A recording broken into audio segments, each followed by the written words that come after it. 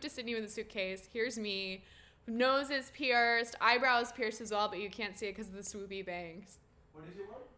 I worked at Hot Topic.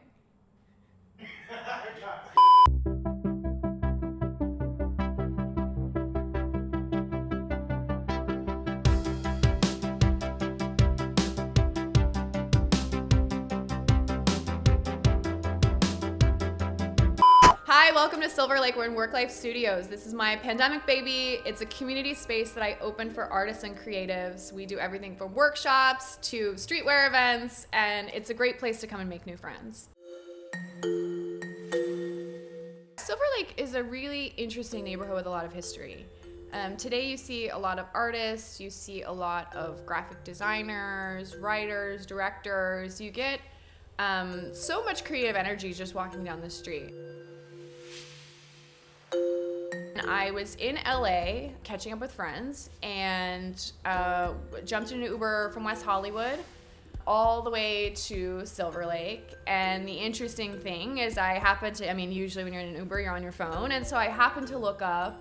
I see this massive boarded up bright red building that says Depop on it. And I'm like, oh, I think that's the space. Yeah, and long story short, you can see now we're here. We have our name plastered on the outside of the building. It's not boarded up anymore. We have these really quirky, cool accessories. So the theme for this summer was a retro summer picnic. So we have AstroTurf, we have fake little lawn flamingos. Everything we've done is very retro and very cool. And the reason being, post-pandemic, there's not a lot of places you can just go and hang out. I think in a lot of ways, this space is really a reminder of my time in Australia. I think about this a lot. I think Americans, we don't really invite strangers over, and I think there's many reasons for not doing that. But I think in not, meeting people and not being like, hey, we're having a barbecue tomorrow, do you want to come over? I think you lose this sense of community where you don't really know your neighbors, or you don't really have a space you can go hang out that's not a bar or a nightclub, especially in LA. If we're doing a summer barbecue, or if we're doing some sort of neighborhood hang, you'll meet kids, you'll meet artists, you'll meet chefs, you'll meet people that work in tech, you'll meet all different types of people who live nearby. And we really take a lot of pride in having this sort of grounding force where it's a community where anyone can come and hang out.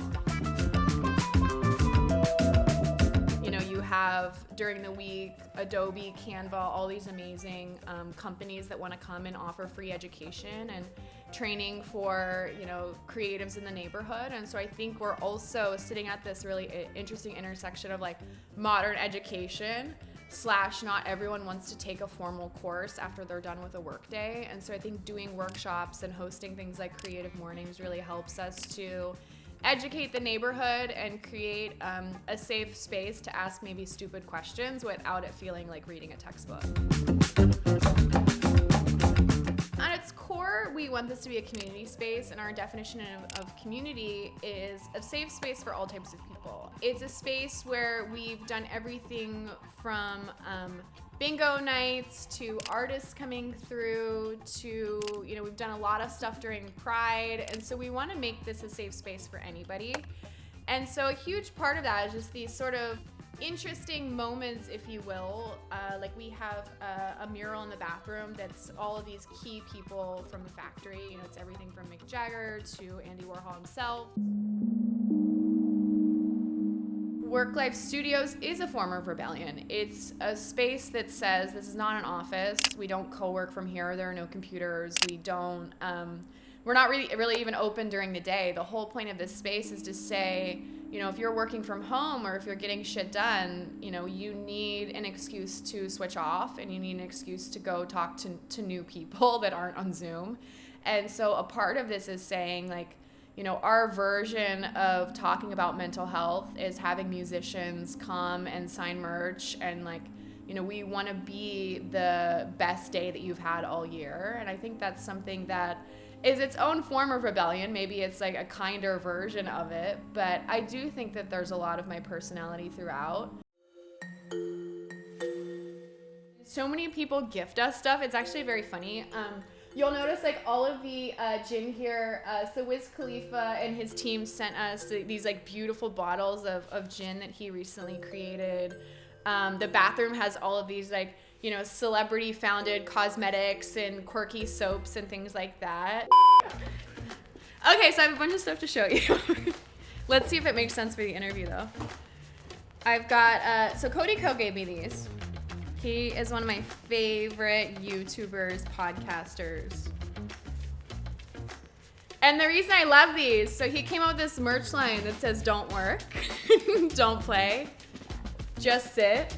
And so I love this. I think it's very work-life aligned. People are like, do you hate this? I don't. I think it's awesome because all of his athleisure, loungewear stuff is all about not working, which I think is so relevant and fun for work life. This I just love. I love the Asian American Girls Club. We host a lot of communities and different people in the space. I think they've done such an amazing job of doing everything from yoga to happy hours to all these different types of events. So I'm a huge fan of the Asian American Girls Club. These are from Silicon Valley, so it's 2 Funkos. I think I'm most like Ehrlich, to be honest. I think like personality-wise, you know, I like to do things that are a bit like rebellious and kind of unconventional. And so have Ehrlich here. I also have this one, which is Jimmy, my boyfriend. So this is the best of Jin Yang, and this one's super fun because he looks like a superhero, so I'm very down with that. So I actually have this framed as well. This is in my office at home, but I just love this picture of Rihanna, and I think it's so relevant with Fenty and, you know, her becoming a billionaire. She's just so inspiring to me, and you know, I just love seeing her at the Super Bowl as well. Like, it's so Rihanna to be performing while she's pregnant and sort of announcing her personal life to the world. So I just think she continues to crush it. We had a wave of complaints after Wallows was here, and rightfully so. There was 5,000 mostly teenage girls that came through over the course of a weekend, and so we did have a line around 1, 2, 3, 4, 5 blocks. And so for people that are, you know, living in the homes within those 5 blocks, I think a lot of them are like, what the heck is going on? Like, is Coachella happening in Silverlake / you know, are they allowed to do this? And so we got a lot of complaints. You know, for me personally, after 2 years of being stuck at home and, you know, young adult depression and suicide is at a record high. Like, if we're making teenage girls happy and they're standing outside drinking Capri Sun, that is totally fine by me. Like, I'm willing to take the neighbors' complaints when we're doing such a beautiful thing for so many people. You know, that being said, we can't have 5,000 person events every day of the week, but, you know, once or twice a month, we can kind of sprinkle in a few big things where, for us, that's our attempt at really helping young people, you know, just have fun, make new friends. You know, sure, like the underlying tone is we are worried about the fact that like a lot of people were stuck at home and they're really unhappy about that. But we never sort of package things up in a way where it's like, we're doing a teen mental health day. It's like, instead we just bring your favorite artist, come hang out, buy merch, hang out, drink Capri Sun, and we'll take care of all of it.